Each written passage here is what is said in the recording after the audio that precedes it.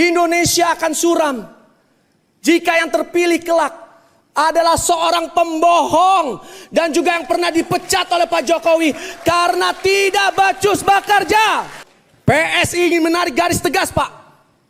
Tidak berkompromi dengan orang yang menghalalkan segala cara, termasuk dengan memperalat agama, main mata, bergandeng tangan dengan kelompok intoleran, menggunakan ayat untuk menjatuhkan lawan politik.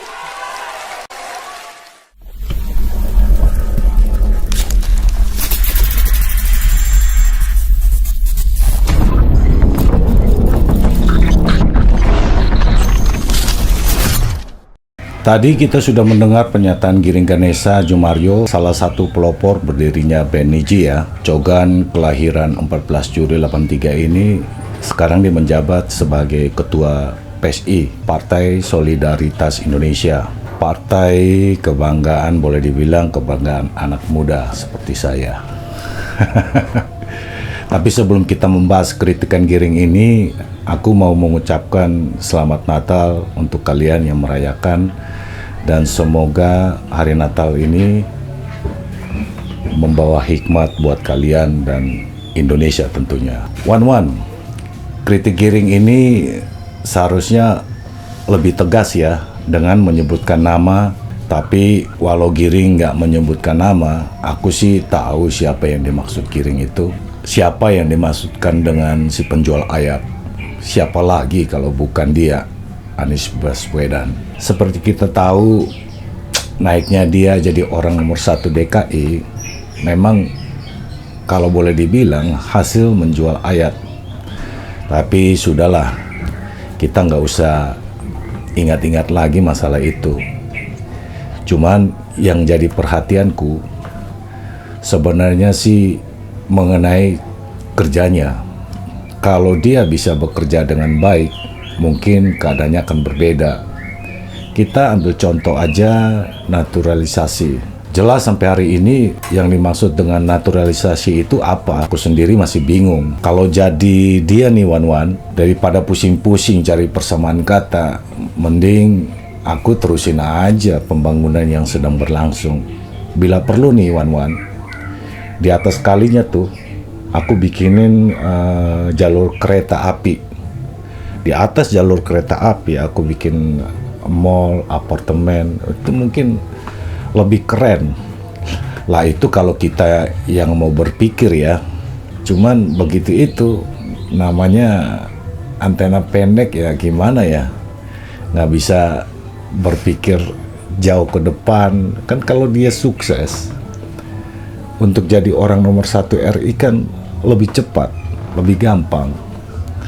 Cuman ya hanya sekedar mengejar apa tuh namanya, hanya mengejar posisi ya, bingung saat dia udah memimpin itu bingung.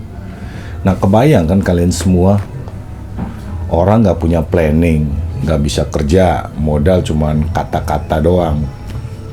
Harus memimpin, wah kayaknya susah. Apalagi memimpin negara ini ya. Alamak, mau jadi apa negara kita, Pak? Ya negara kita berlokasi, kita lihat hasilnya.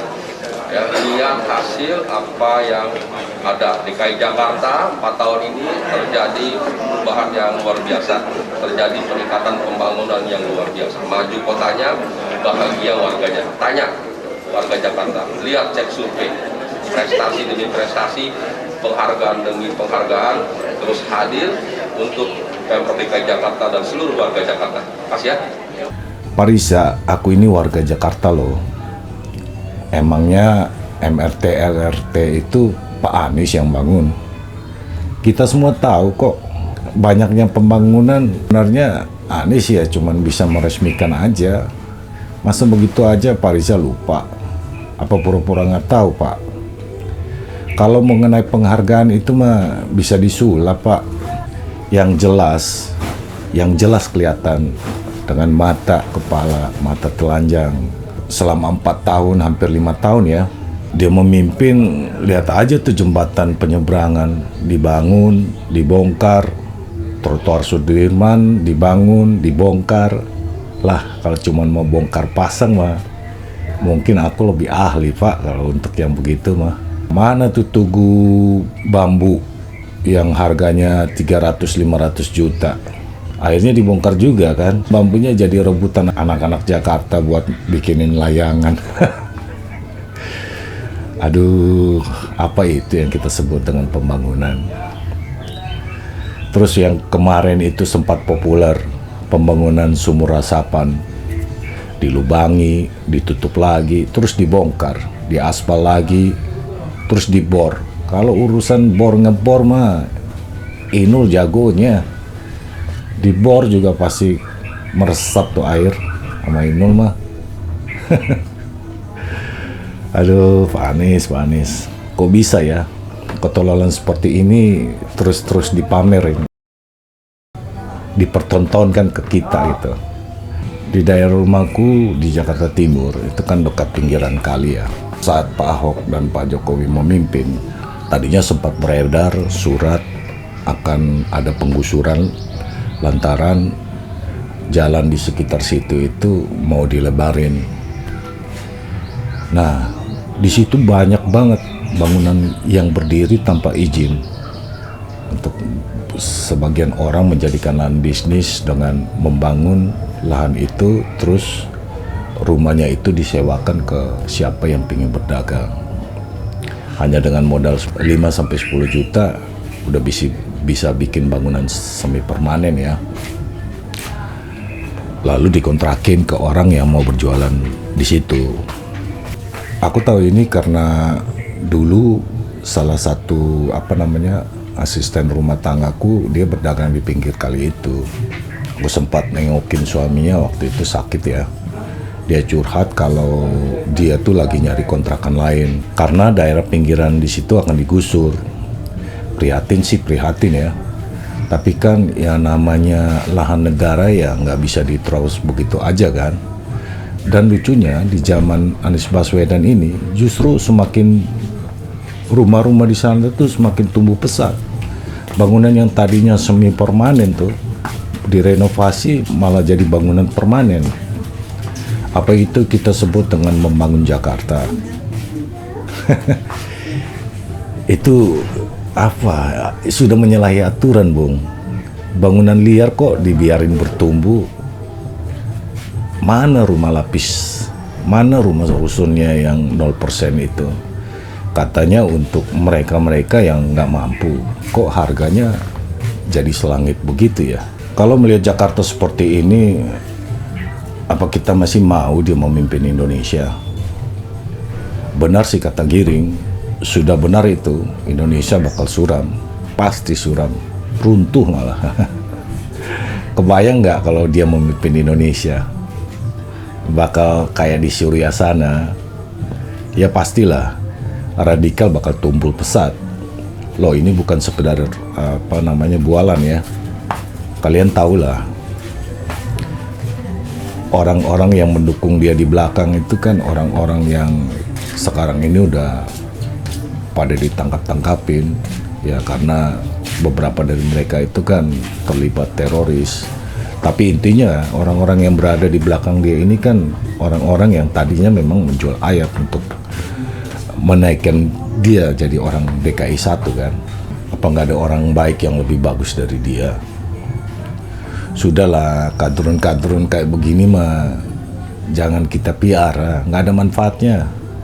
Hanya bikin gaduh, hanya bikin permusuhan, hanya bikin perpecahan di negeri kita ini. Umat beragama jadi nggak toleran. Orang ngasih ucapan Natal dibilang murtad lah. Jadi mereka-mereka ini memangnya nggak seharusnya ada di Indonesia. No, tinggal di planet Mars. Apa-apa dikit kopar kafir. Apa dikit kopar kafir. Kita berkaca deh, banyak negara yang kopar kafir itu hancur semuanya. Mereka tuh jadi mundur 100%. Mundur 100 tahun yang lalu. Karena begitu. Apa-apa dikit kopar kafir. Nah, mereka yang koper kafir ini merasa golongannya atau kelompoknya, kastanya itu lebih tinggi dari yang lain. Jadi radikal mereka, jadi intoleran. Ya, mereka bisa menciptakan terjadinya perang saudara. Sudahlah, kita ini negara Bhinneka Tunggal Ika kan.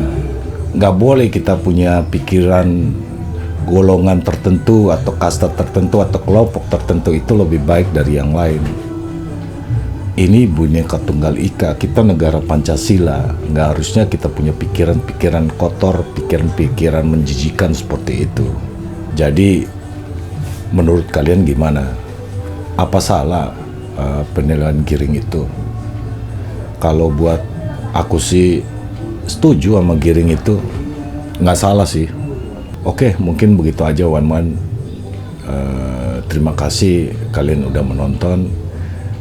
Mudah-mudahan video ini semakin mempererat hubungan kita sebagai bangsa Indonesia dan mempersatukan kita ya. Terima kasih.